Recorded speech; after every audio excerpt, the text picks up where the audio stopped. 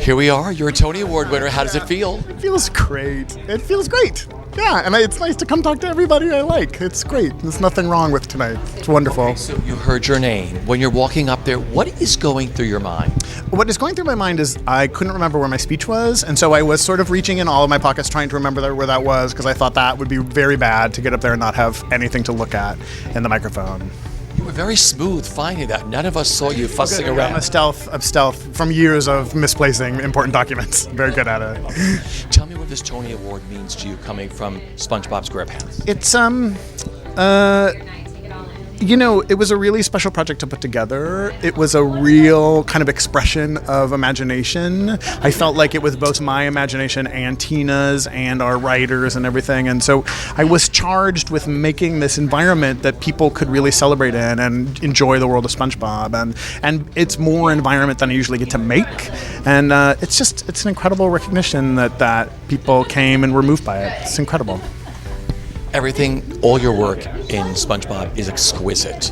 Let's talk about the costumes. What was the easiest to design and what was the hardest? Oh, God.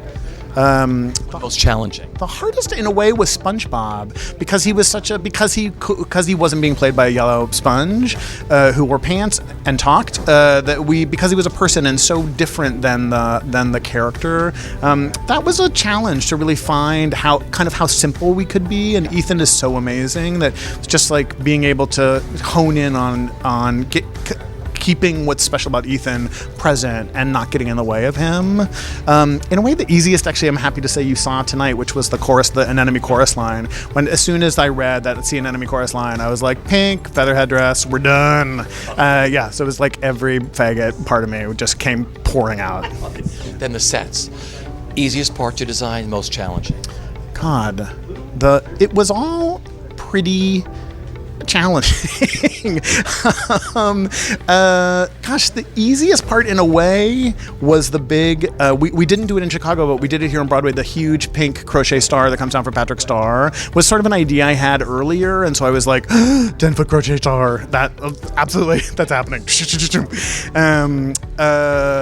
And the hardest, in a way, actually, the Rube Goldberg machines, those big machines that are out in the house, took just that's like not a engineer particularly, so finding the world of those was tough. But they were flawless. In the end, they were flawless. Thank you. That's all that matters. Okay, you have 90 seconds to walk up there and make a speech.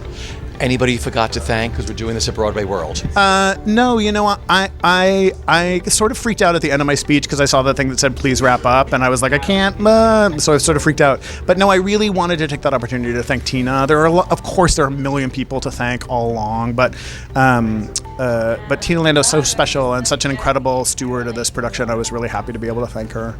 Okay, I started this. I'm going to have you hold it up, but I'm going to have you spin it and then tell me what comes to mind while you're spinning. Oh, sure. Do I have to say what comes to mind is? No, whatever comes to mind. You can really see if you go like that, it flies really fast. Like from this side, it flies. Will you do it for me? Here we go. Yeah, literally all I can think of is how much I want to drink. I deserve one, right? I want to tell you I would really like a drink. You could have more than one. Amazing. That's exactly how I'm going to pamper myself. A vodka tonic. A vodka tonic. That's how you're going to pamper. Vodka tonic. Absolutely. Right? Yeah. Have more than one. We'll start with one.